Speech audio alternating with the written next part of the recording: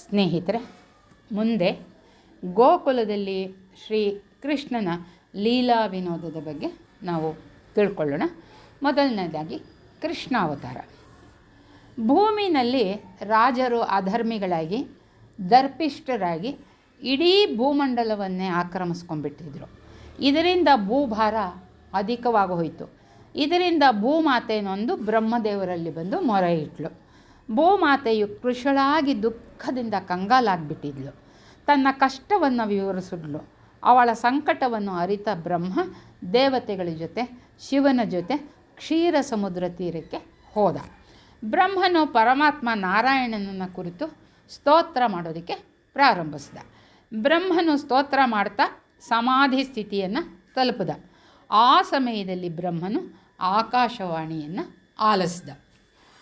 ದೇವತೆಗಳೇ, ಪರಮಾತ್ಮನ ಮಾತನ್ನು ಕೇಳ್ರಿ. ಭೂದೇವಿಯ ಕಷ್ಟ ಪರಮಾತ್ಮನಿಗೆ ತಿಳಿದಿದೆ.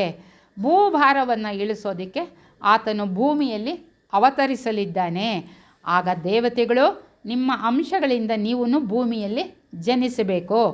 ವಸುದೇವನ ಮನೆಯಲ್ಲಿ ಪರಮಪುರುಷ ಶ್ರೀಹರಿಯು ಜನ್ಮವನ್ನು ತಾಳ್ತಾನೆ. ಅವನಿಗೆ ಸಂತೋಷವನ್ನು ಉಂಟು ಮಾಡೋದಕ್ಕೆ ದೇವತಾ ಸ್ತ್ರೀಯರುಗಳು ಕೂಡ ಯದುಕುಲದಲ್ಲಿ ಅವತರಿಸಲಿ. ಶ್ರೀಹರಿಗೆ ಪ್ರಿಯವನ್ನುಂಟು ಮಾಡಲು ಶೇಷನು ಯದುವಂಶದಲ್ಲಿ ಶ್ರೀಹರಿಗೆ ಅಗ್ರಜನಾಗಿ ಜನಿಸ್ತಾನೆ ಅಂತ ಹೇಳಿದ್ದನ್ನು ಕೇಳಿ ದೇವತೆಗಳಿಗೆ ಅದನ್ನು ತಿಳಿಸ್ದ. ಮುಂದೆ ಶ್ರೀಮನ್ನಾರಾಯಣ ಭುವಿಯಲ್ಲಿ ಯದುವಂಶದಲ್ಲಿ ವಸುದೇವ ದೇವಕಿಯರ 8ನೆಯ ಪುತ್ರನಾಗಿ ಜನಿಸಿದ. ಆದಿಶೇಷನು ರೋಹಿಣಿಯ ಗರ್ಭದಲ್ಲಿ ಬಲರಾಮ ಅಂದರೆ ಸಂಕರ್ಷಣ ಅಂತಲೂ ಹೇಳ್ತಾರೆ ಜನಿಸ್ತಾನೆ. ಮಾಯೆಯೂ ಕೂಡ ಜನಿಸ್ತಾಳೆ ಅಂತ ವಿವರಿಸಿದ ಬ್ರಹ್ಮನು ಭೂದೇವಿಯನ್ನು ಸಮಾಧಾನಪಡಿಸಿ, ಇದೆಲ್ಲ ಈ ರೀತಿ ಆಗತ್ತೆ ಅಂತ ಹೇಳಿ ಬ್ರಹ್ಮ ಭೂದೇವಿಗೆ ಸಮಾಧಾನಪಡಿಸಿ ಕಳಿಸ್ದ. ಮಥುರಾ ಪಟ್ಟಣದಲ್ಲಿ ಶೂರಸೇನ ಅನ್ನತಕ್ಕಂಥವನು ರಾಜ್ಯವನ್ನು ಆಳ್ತಾ ಇದ್ದ.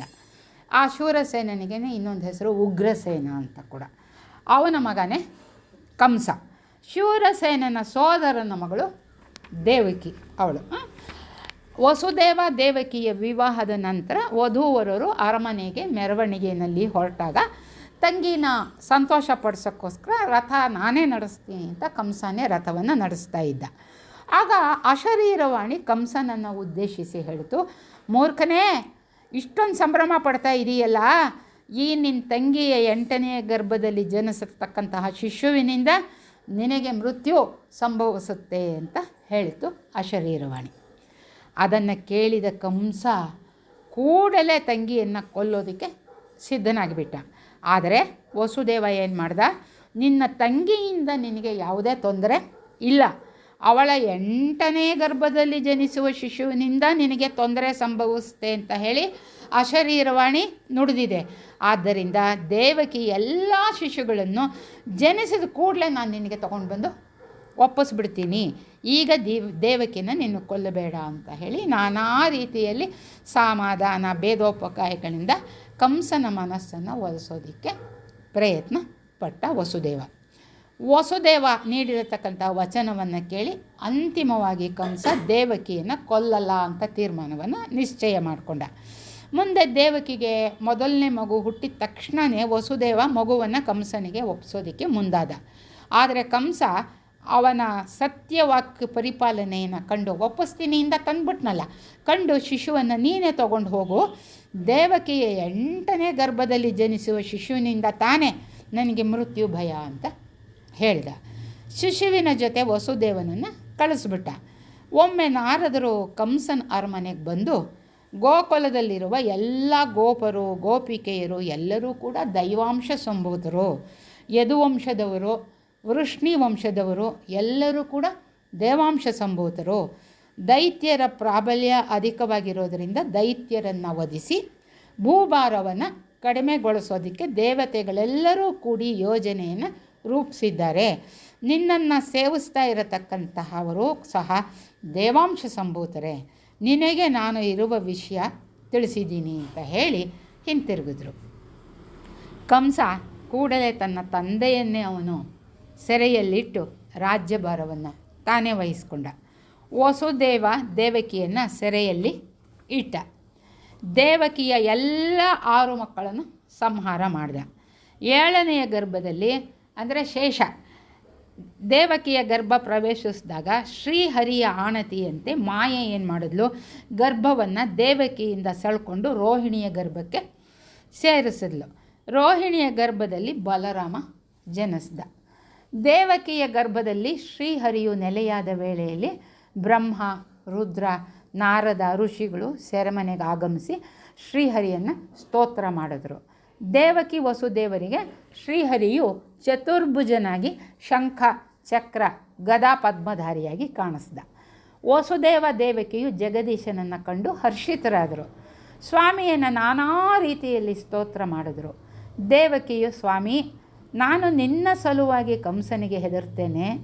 ನನ್ನ ಗರ್ಭದಲ್ಲಿ ಜನಿಸಿರುವ ವಿಷಯ ಕಂಸನಿಗೆ ತಿಳಿಯದ ಹಾಗೆ ಮಾಡು ನೀನು ಅಂತ ಹೇಳಿ ಪ್ರಾರ್ಥನೆ ಮಾಡಿಕೊಂಡ್ಳು.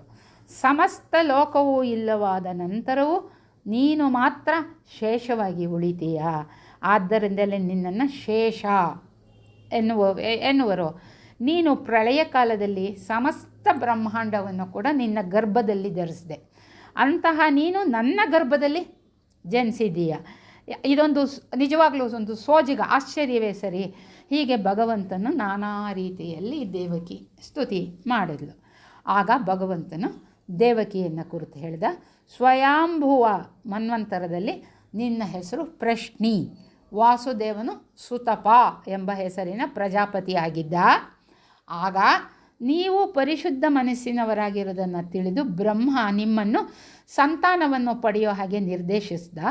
ಅದರಂತೆ ನೀವಿಬ್ಬರು ಉತ್ತಮವಾದ ತಪಸ್ಸನ್ನು ಆಚರಿಸಿದ್ರಿ, ಭಕ್ತಿಯಿಂದ ನನ್ನನ್ನು ಆರಾಧಿಸಿದ್ರಿ.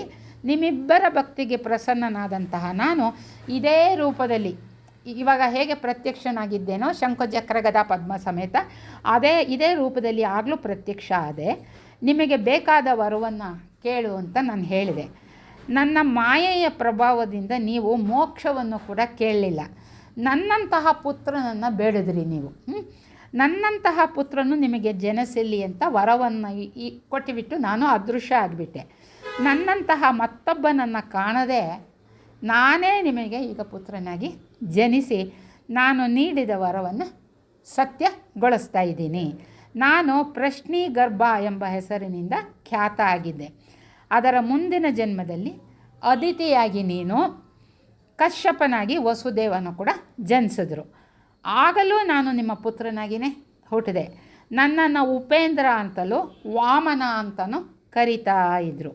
ಈಗ ನಿಮ್ಮ 3ನೇ ಜನ್ಮದಲ್ಲಿ ಮತ್ತೆ ನಾನು ನಿಮಗೆ ಪುತ್ರನಾಗಿ ಜನಿಸಿದ್ದೀನಿ. ನಿಮಗೆ ಹಿಂದಿನ ದಿನಗಳ ಸ್ಮರಣೆ ಆಗಲೆಂದು ನಾನು ಈ ರೂಪದಲ್ಲಿ ನಿಮಗೆ ಕಾಣಿಸ್ತಾ ಇದ್ದೀನಿ. ನಿಮಗೆ ಕಂಸನ ಭಯ ಇದ್ದಲ್ಲಿ ನನ್ನನ್ನು ಗೋಕುಲದಲ್ಲಿ ನಂದನ ಪತ್ನಿ ಯಶೋದೆಯ ಬಳಿ ಬಿಟ್ಟು ಅಲ್ಲಿ ಅವಳಿಗೆ ಜನಿಸಿರತಕ್ಕಂತಹ ಯೋಗ ಮಾಯೆಯನ್ನು ನೀವು ಇಲ್ಲಿಗೆ ಕರ್ಕೊಂಡು ಬನ್ನಿ ಅಂತ ಹೇಳಿ ಅದೃಶ್ಯ ಆದ.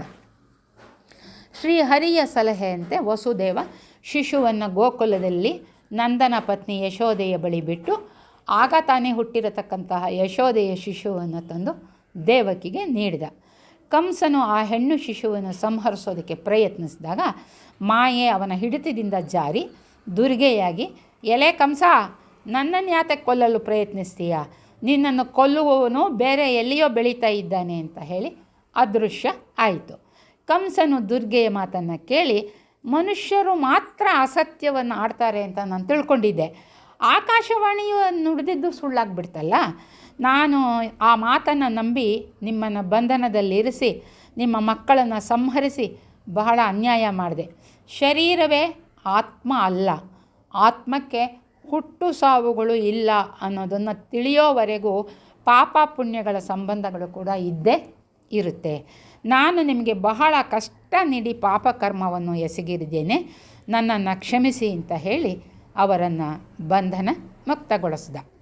ಕಂಸನು ಅರಮನೆಗೆ ಹಿಂದಿರುಗಿದ ನಂತರ ದುಷ್ಟಬುದ್ಧಿಯ ಮಂತ್ರಿಗಳ ಸಲಹೆಯಂತೆ ಗೋವುಗಳು, ಬ್ರಾಹ್ಮಣರು, ಋಷಿಮುನಿಗಳು, ತಪಸ್ವಿಗಳಿಗೆ ತೊಂದರೆ ನೀಡೋದರಿಂದ ಶ್ರೀಮನ್ನಾರಾಯಣನ ಶಕ್ತಿ ಕುಂದುತ್ತೆ ಅಂತ ಭಾವಿಸಿ ಅವರುಗಳಿಗೆ ಹಿಂಸೆ ನೀಡಲು ಆರಂಭಿಸಿದ.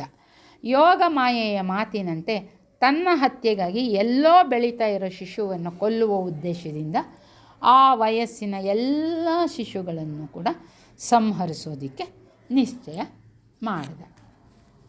ಇದುವರೆಗೆ ತಮ್ಮೊಡನೆ ರಾಜಲಕ್ಷ್ಮಿ ಗೋಪಾಲ್. ನಮಸ್ಕಾರ.